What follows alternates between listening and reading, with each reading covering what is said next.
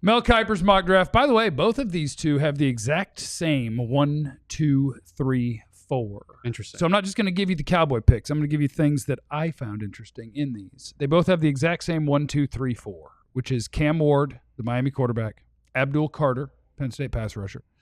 Shedeur Sanders is back at number 3.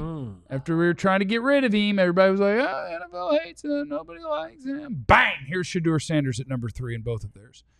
Travis Hunter, number 4 in both of their mock drafts. We work our way down to number 12. And in the Mel Kiper mock draft, I should tell you first, Mason Graham goes 5th to Jacksonville. Ashton Jeanty goes 6th to the Raiders.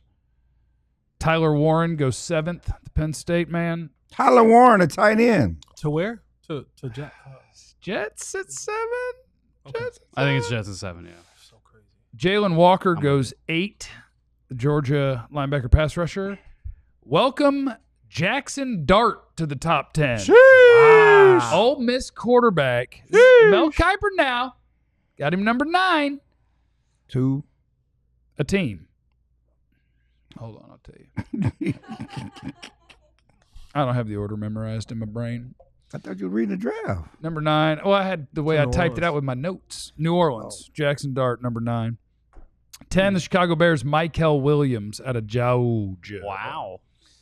Number 11 to the 49ers, Armand Membo, offensive lineman out of Missouri. And at number 12, Omarion Hampton, running back, North Carolina. Tar Heels.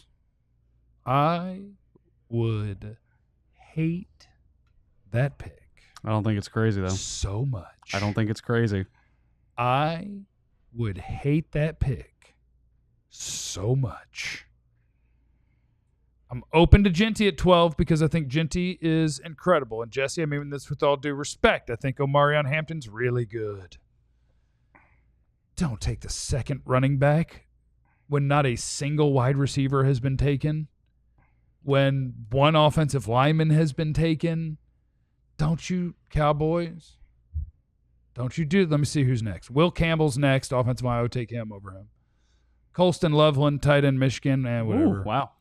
2 Mike- tight ends in the top 15? Yeah. Mike Green, pass rusher out of Marshall, take him over Hampton. Will Johnson, corner, Michigan, take him over Hampton.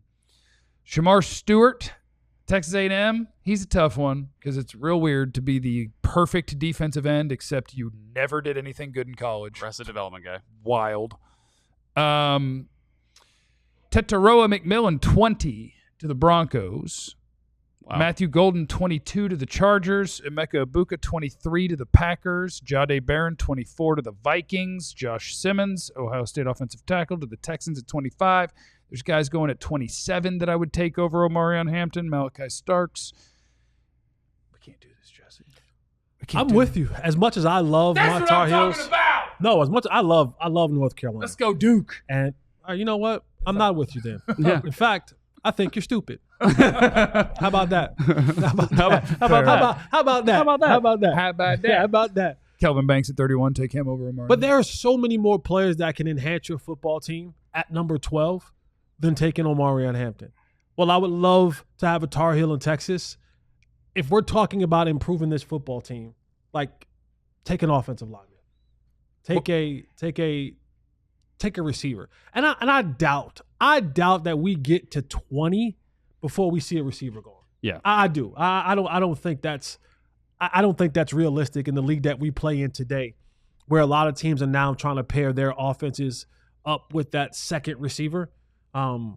There's too many teams who could use a number 2 receiver or a 1B receiver on their team that will pass up those guys, because it matters. It matters to be able to have a high flying offense, to be able to produce points, to be able to run an offense the way that it's supposed to be run.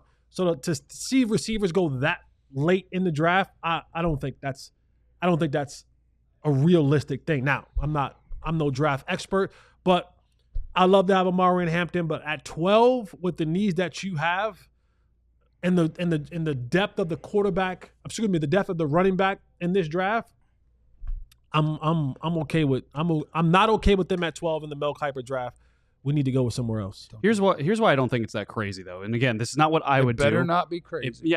I would not do this, right? I don't think it's crazy because I think the Cowboys could do this. I think the Cowboys like Omarion Hampton a lot.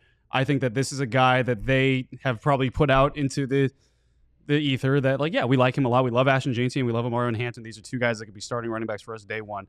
Obviously, taking him at 12 would be steep. But if Ashton Jeanty's gone and maybe another guy that they like, maybe Mason Graham or something like that is gone, they might go into a mode, okay, let's try to trade back. And if we can't trade back or the value is not there, we risk losing a guy like Omarion Hampton if we think 1 and 2 are so beyond at running back what 3 and 4 could be. I think they could do such a thing. I don't think it's the craziest thing in the world if we walked away thinking, hey, the Cowboys told us night one, you know what, we got a starting running back. This is a guy that's going to be an impact player for us day one, and we can build an offense around it. I'll fight somebody. He's better than 2 guys they signed. Yeah, he'd be your starting Well, running yeah, back. but so is running back. We all silly like the mayor.